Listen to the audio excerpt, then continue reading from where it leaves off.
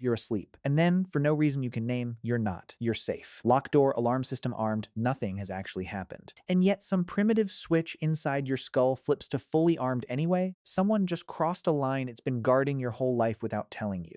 Your heart is already beating a little faster than it should be. No sound woke you, no alarm went off, nothing touched you. Some part of your brain is standing at full attention, whispering the same two words over and over. Something's wrong. You lie there for a second, listening. Nothing. You almost convince yourself it was nothing, and then you hear it. A creak, a shift in the floor downstairs that shouldn't be there. And now you're not drowsy anymore. You are wide, completely, violently awake. That feeling has a name, hypervigilance, and you didn't learn it. You were born with it, fully installed, running in the background every single night of your life, whether you ever use it or not. Because for most of human history, that exact feeling, the one that yanks you out of sleep for no clear reason, was the difference between your entire camp waking up in the morning and not one of you waking up at all. Tonight, if your phone buzzes with a doorbell camera alert at 2 a.m., you check a screen. That's the whole system. One camera, one notification, done. But 60,000 years ago, there were no screens, no cameras, no locks, not even a wall in most cases. Just a ring of sleeping bodies around a dying fire, completely exposed to the dark. So how did a group of humans lying on open ground, with nothing between them and the night, actually know when someone or something had crossed into camp? The answer is that they never relied on just one thing. They stacked overlapping systems on top of each other until slipping past all of them at once became almost impossible, and every one of those systems still exists inside you and around you right now, just wearing a different disguise, starting with the one you'd never think to call a security system at all. The fence. Walk into a Maasai settlement in East Africa today and you'll find something called a boma, a ring of acacia branches packed tight around the camp, thorns pointing outward in every direction. It looks primitive. It is not. Those thorns aren't decoration, and they aren't really about keeping something out by force either. They're a trap for sound. Push against a wall of dry acacia branches, and it does not do that politely. It cracks, it snaps, it drags against itself in a way that carries for 100 feet in the silence of the African night. Nothing gets through a boma quietly. Not a leopard, not a hyena, not a human being trying to be careful. Conservationists studying these fences between 2003 and 2013 tracked 62 reinforced bomas in Tanzania and recorded only 2 successful predator attacks across 10 years. 99.9% effective, using a technology that predates writing by tens of thousands of years.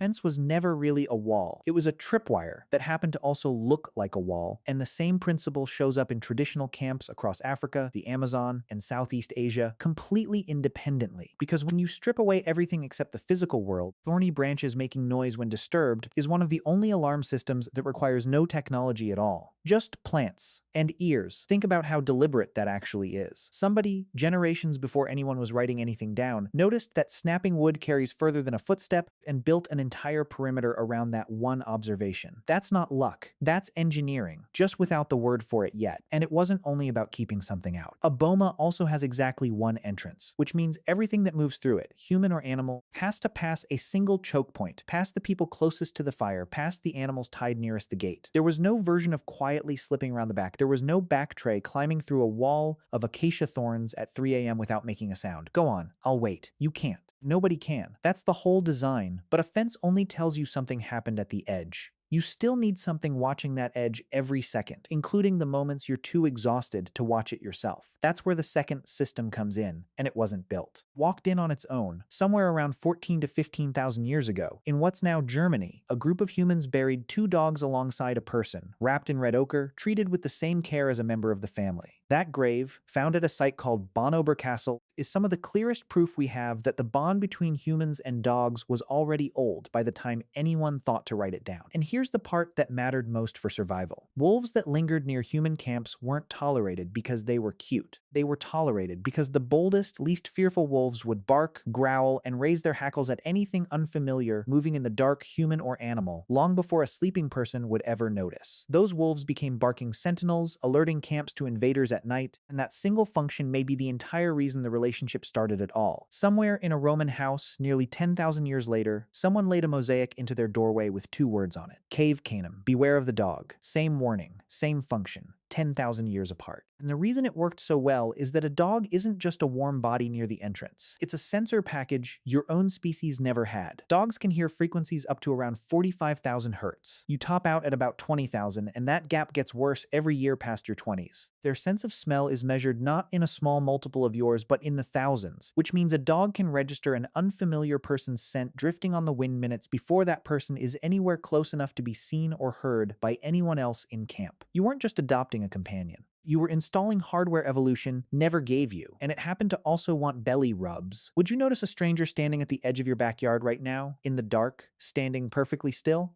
Probably not. Your dog, if you have one, already knows. And honestly, probably knew before you finished reading that sentence. Here's the part almost nobody talks about, though. Dogs weren't even the only animals doing this job, and sometimes the alarm came from a source nobody was expecting at all. In 390 BEC, a force of Gallic warriors laid siege to the last defenders of Rome, holed up on the Capitoline Hill. For months, nothing worked. So one night, under a moon bright enough to climb by, the Gauls tried something quieter. No horns, no war cries. They scaled the cliff face hand over hand, helping each other up in complete silence past the sentries, past the guard dogs, who never so much as lifted their heads. What they did not get past were the geese. A flock of sacred birds kept in the temple on the hill sensed the disturbance and lost their minds, honking and flapping loud enough to wake a former consul named Marcus Manlius out of a dead sleep. He grabbed a weapon, ran to the wall, and threw the first climber off the cliff before the rest of Rome even understood what was happening. The city held. Generations later, Romans still told that story, not about their guards, not about their dogs, but about the birds that noticed what everyone trained to notice had missed. An early warning system doesn't need to be intentional to work. It just needs something alive, alert, and startled easily enough to make noise before you do. It brings us to the system underneath all the others, the one you can't leave at home, can't forget to set, and never had to build in the first place. Your own body. Human hearing didn't evolve to enjoy music. It evolved to notice the wrong kind of silence and the wrong kind of sound faster than conscious thought can keep up with. A sudden noise, a snapped branch, a footstep out of rhythm gets processed by older, faster parts of your brain before the analytical part even has a vote. That's the auditory startle reflex, and it's the reason you flinch before you've decided to. It doesn't fully shut off during sleep either. Certain stages of light sleep exist specifically so part of the brain stays tuned to unexpected sound, which is exactly why a stranger's voice barely registers in a crowded room, but your own name, whispered from across it, pulls your attention instantly. Your ears were doing threat detection long before they were doing anything else. Your eyes were built the same way. Look straight ahead right now and notice something moving at the very edge of your vision. You caught it, didn't you? Even though you weren't looking directly at it. It's not an accident. The outer edges of your retina are packed with rod cells, the kind of receptor that's almost useless for detail but extremely sensitive to motion in low light. Exactly the conditions of a moonlit camp at 2 a.m. You are, quite literally, built to notice movement you're not even looking at. Combine that with hearing tuned to sudden, unexpected sound, and you get a creature that's difficult to sneak up on even when it's completely unarmed, unprotected, and lying on the ground asleep. There's a third sense in that toolkit too, and it's the one people underestimate the most. Smell. Every camp had its own signature, the specific mix of smoke, sweat, cooked food, and skin that builds up around a group of people living in one small space for years. You felt a version of this yourself. Close friend's house smells like nothing in particular because your brain has stopped registering it. A stranger's house, the first thing you notice before you've even set down your bag is that it smells like somewhere else. In 1983, researchers Michael Russell, Joel Mendelson, and Harry Peake found that human mothers could correctly identify their own newborn by smell alone from a single prior exposure. In as little as 6 hours after birth, no vision required, just scent. If a 6-hour-old bond can write itself permanently into a nose, imagine what years inside the same smoky, sweat-soaked camp does to a group of adults. An ancient camp wasn't just a place. It was a smell memorized without anyone trying to, and anything that didn't carry it was, on some pre-verbal level, flagged as other,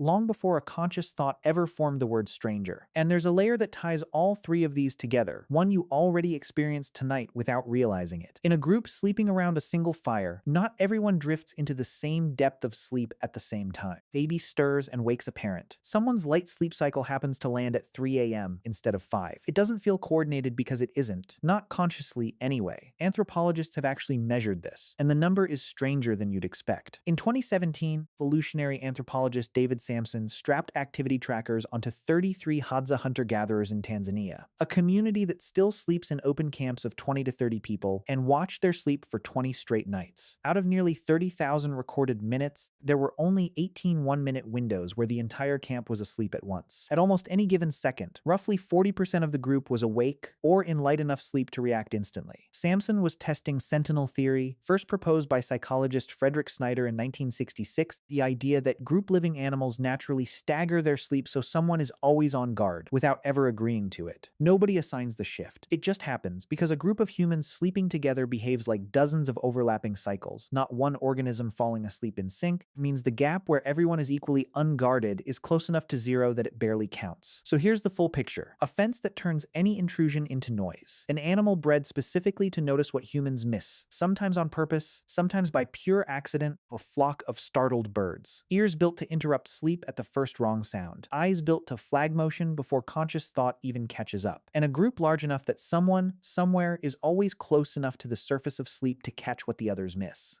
No single layer was foolproof. Together, they were nearly impossible to slip past, which is exactly why humans survived tens of thousands of nights in open, undefended camps against animals and other humans that could have killed them in seconds, and mostly never got the chance. Everything you just heard, the fence, the dog, the accidental alarm, your own hearing, your own eyes, your own nose, the staggered sleep of the group around you, one of them is probably still doing the heaviest lifting for you personally, right now, tonight. Drop it in the comments. I'm curious how many of you say it's the dog at the foot of the bed, and how many of you, like me, still wake up at 3 a.m. for absolutely no reason at all, because you still carry every layer of that system, whether you notice it or not. The doorbell camera on your porch is the fence, just quieter. The dog at the foot of your bed still lifts its head at sounds you'll never consciously register, for the exact same reason a wolf did it near a fire 60,000 years ago. The porch light that flicks on with motion is doing the job the fire used to do, marking the edge of safe territory in the dark. And that jolt in your chest when you wake at 3 a.m. for no reason you can explain before you've even heard the second creak on the stairs isn't anxiety malfunctioning. It's the oldest part of the system, still standing watch, still doing the one job it was built for before your species had walls or locks or anything at all except each other. So the next time it happens, don't brush it off and don't force your eyes shut. Somewhere underneath 100,000 years of comfort, that exact system just quietly clocked in for its shift. It never once stopped working. You just forgot you were still wearing it.